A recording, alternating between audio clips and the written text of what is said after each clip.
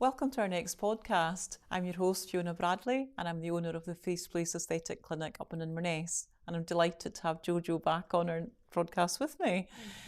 So today we're going to be talking about all things to do with consultation and basically coming in to the Face Place, aren't we? Yes, Fiona. So can you tell us what happens during a consultation? So it's me that's going to be put on the spot today. Yeah. Well, first of all, may I say that it is a very friendly place to come to. There is nothing to be afraid about. I know when I never got any treatments until I started doing aesthetics myself, and I was terrified, I never knew anything about aesthetics, didn't know what dermal fillers were or anything. So it can be daunting. I know how scary it is to come in. And research has shown that somebody will actually start thinking about coming in for treatments 2 years before they'll actually make the booking. Wow. Yeah, and that long before. Yeah, and it's so many clients have said that to me, that they've been thinking about this for a long time, and then they just push the button and taking the plunge. So first of all, to get booked in, you can the clients either book in through my website, and it's very easy to go through it. If you want to book in for a consultation, which are free at the moment. Most clinics do charge for consultations. Yeah. And I don't know, I've gone through that in my head. Should I charge for consultations? Because it's a big service, really. Yeah. But I always come back to no, because I don't like being pressurised into anything myself. Yes. You know, and you feel as if you're being charged for a consultation, that you're kind of pressurised into going ahead with treatments. Yeah, definitely. And I don't want anybody to feel pressurised coming in the door to the Face Place. It's it's your choice to come in, and it's your choice after your consultation whether you go ahead with treatments or not. And I don't mean I'm not bothered as in I don't want you, but I'm not bothered if you decide it's not for you. Yeah. I may add that the majority of people do go ahead. They do. So they do. But for some reason, and I have actually also sent people away after consultations as well, because you know when they're not ready for it. Yes, yeah. In fact, last week, if you go onto my reviews, I got an amazing review about it. I had a client that came in, I can't remember it's irrelevant what the treatment was for, and she was so terrified. She said herself, she opened up that she did suffer from anxiety, and it's a big decision for her to come in. She'd had a bad experience before, so she was scared. Yeah. But she said, I'm so wanting this treatment done, and I'll fail if I don't get it. Yeah. But I just couldn't. I could not do a treatment on her. You felt she wasn't ready. No, she was not ready for it. Yeah. We went over it, we spent a lot of time, and we had banter and chit chat and got to know her a bit. She got to know me. We went over the treatment thoroughly, and I know she will come back, and she said that herself, but not on the day. You just don't do that. Yeah. So we go into a room. It is, although it's a medical clinic, it's not medical as in a sense. It's got big lights and theatre lights. Yeah. It's very relaxed and get to know you a bit. It's really important to go over your medical history. It's not that we're being nosy. It's just that we can't. Some people just can't get treatment, unfortunately, and we need to be safe.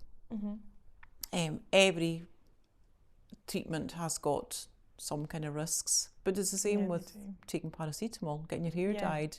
Anything you put into your body, there's got to be risks. Yeah. Thankfully, the risks are minute. Yes. But I do go over that. I will say that I cannot stand up in a court of law and say, you're not going to get a bruise. That's the main thing that people are scared about. Am I going to bruise?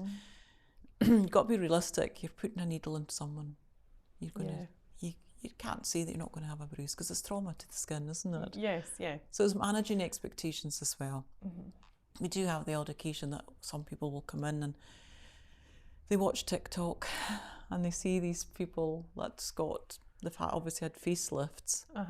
You're not going to get that with aesthetics. That's surgical treatment. So it is hard sometimes to be blunt and truthful, but you're not doing them any favours if you're not.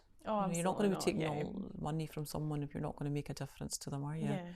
So it's building that trust up, and getting them on board. And everyone's different. they might come in and think that they want something because they've been told that's the best thing, but there might not be suitable for it. It's something else that's more suitable for them, and it's just going over their options. And as I say, everybody's different, so what might be good for you would be no use for me. Yeah, that's it. Everyone's very individual, and they're unique. So we do come up with kind of bespoke treatment packages that's going to make a difference to people. And I think you've got to really enforce that they're not going to look like duck lips and big cheeks coming out of the face places. It's just giving you a bit of confidence back in yourself. It's making you feel good a bit about yourself. Subtle changes. Definitely. When I have clients that can't look in the mirror, and I find that so sad. Like, and it's genuine, or they can't stand anybody taking a photo of them. They feel so bad about themselves.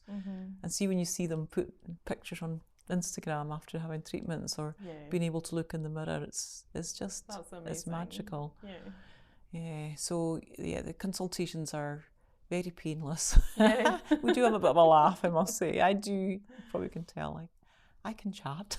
Yes. I like to know what's going on. Yeah. Can I tell you one funny story about a consultation? Oh, go on. Right, so I was in one of the rooms that my computer I have to turn my back on the client to write in my notes. So I was going over her medical history. So picture the scene. The client sitting there on the stool, and I had just turned my back, going through her medication, her history. And I said, as my back was turned to her, so she wasn't hearing me properly, I said, so how's your angina? I think I know where this is going. I turned round to get her answer, and she went, my vagina. Why do you want to know about my vagina? It was absolutely priceless. I said, I certainly don't need to know about that.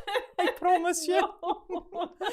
So that was really funny. A way to break the ice. That was, we became quite good friends after that. But it is important to go over everything with them, definitely. Packages, and then if we have time, we can do the treatment on the day. Some people will say, look, I'm coming from afar.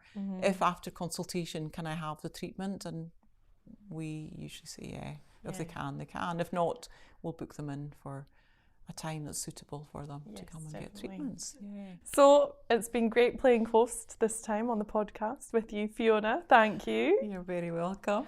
So I'm taking great pleasure in being able to do Fiona's bit here. If you could subscribe to the podcast, that your support with that is amazing. Thank you. It's very much appreciated. And if we don't see you on the next podcast, hopefully we'll see you in clinic. You can click the buttons below and you can book a consultation. Come and see myself or Fiona. She's wonderful. Paid you your money. We'll sort that out after. So thank you for watching.